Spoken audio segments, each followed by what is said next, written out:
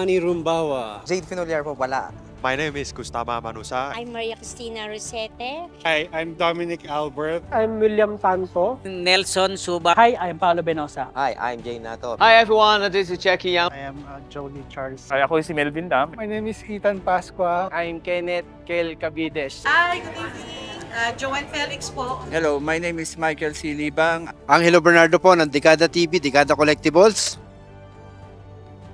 Wow, this is our first time. We are very excited. Napakaganda. Talagang makikita mo yung mga coin collector.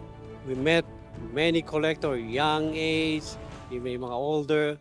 Excited. Maganda. Congratulations. Napakaganda ng ML Limited. Masayang masaya kasi maraming gimmick eh. 'Di ba yung costume, tapos yung giveaway, tapos yung best display. Kaya ibang-iba siya sa ibang show.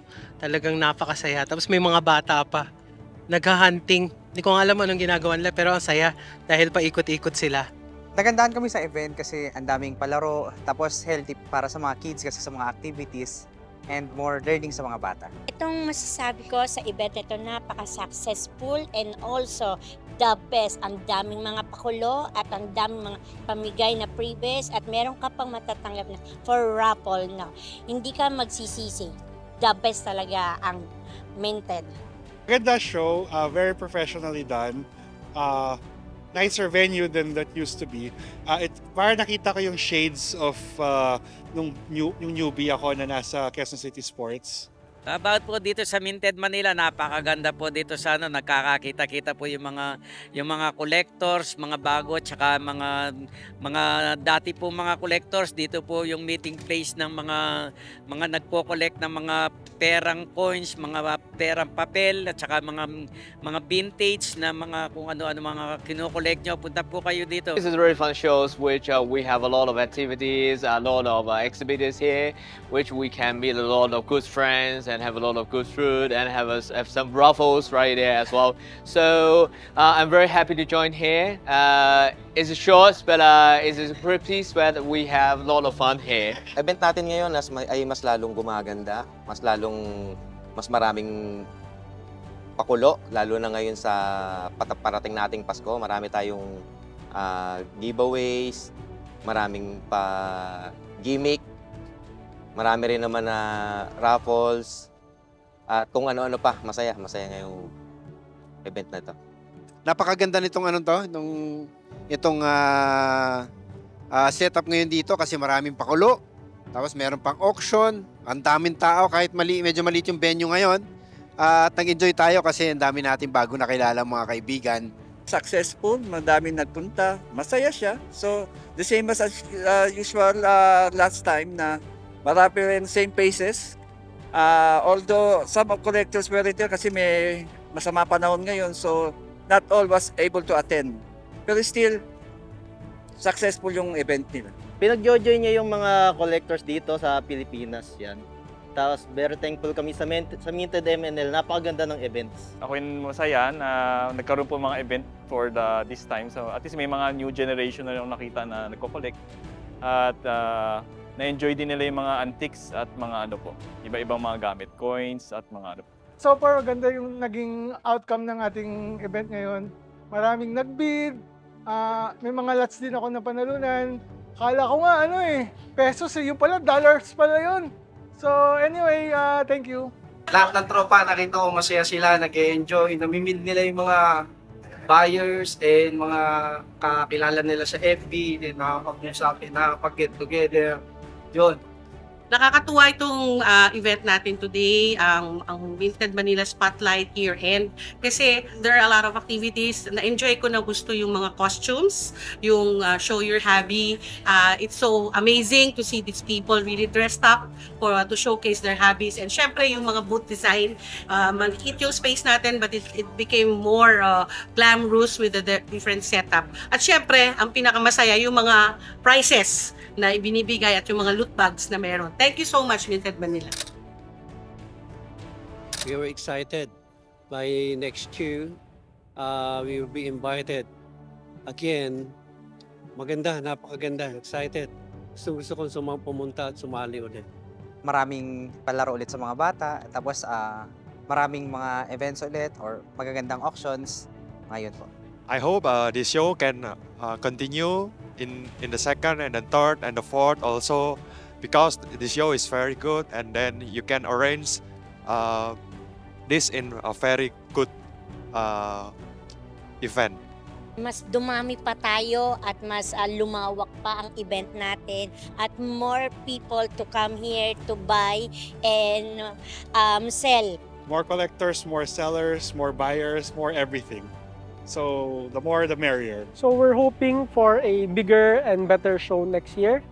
And at the same time, our goal is to be able to share and be able to attract more people into our hobby, and at the same time to this investment opportunities. Sa susunod, mas pabor po sa akin kung magkakaroon po tayo uli ng international coin show na katulad nito sa gaya nung sa FCAS noon.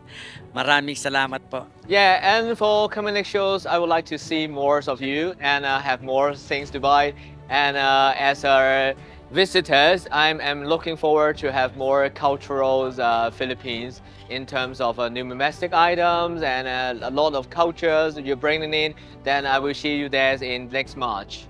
I will be attending the next event that the Minted Manila will conduct. As I have enjoyed this event, I'm expecting more collectors to join the event. Look forward ko na mas lumaki pa yung market natin at hopefully mas rumami tayo. Yun lang. Next year, siguradong mas malaki, mas matindi, at mas kaabang-abang ang mangyayari.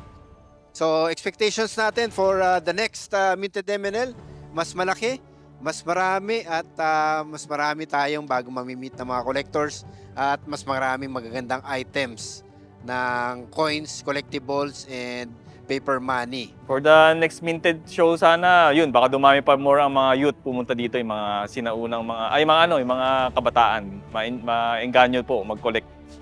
At maging din po parte ng numismatic collector.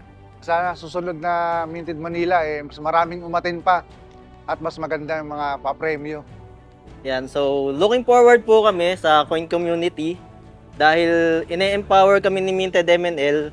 So nag-e-expect ako na sa mga susunod na taon, mas lalaki yung community, yung coin community. Yan. Naasahan ko next sa Minted Manila show na mas bongga, mas malaki yung event natin, mas malaki yung venue, mas maraming mga papremyong ibibigay. Mas dadami pa. Mas maano pa yung market nila, ma'am, na mas makapaghatak pa ng mas maraming collectors and buyers. Okay, watch out. We have planned a lot more in the coming shows. Minted Manila will never fail to give you the best and also serve you with a lot of good quality items that will be rare treasures, rare finds, at siguradong mag-e-enjoy kayo bukod pa sa mga meaningful activities and memorable surprises that we have lined up for you.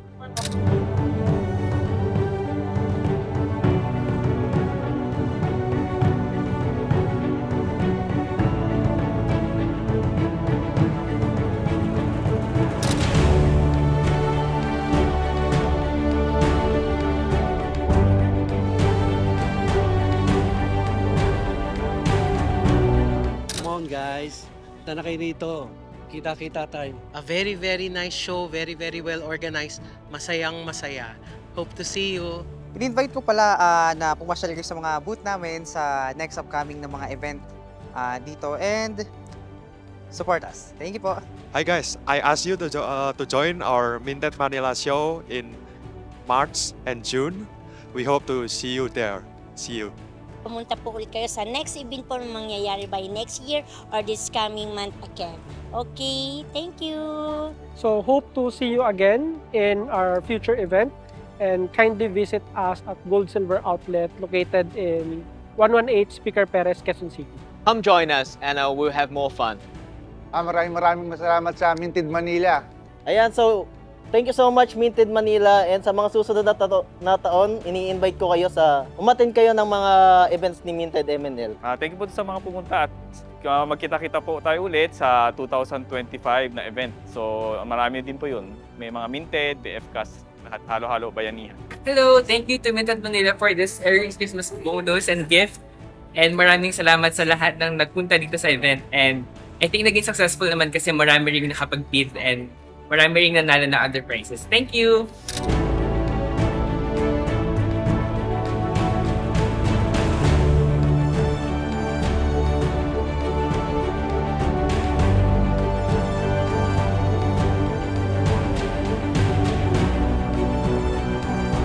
Okay, so I hope you had fun. And well, this has always been the vision of Minted Manila, you know, to bring collectors together and to open the young children, the new generation, into this collecting hobby. So, I hope sa mga susunod pang events, whether it's a Minted Manila show or Bayanihan show or FCAS, I hope, or BNSP or SAS.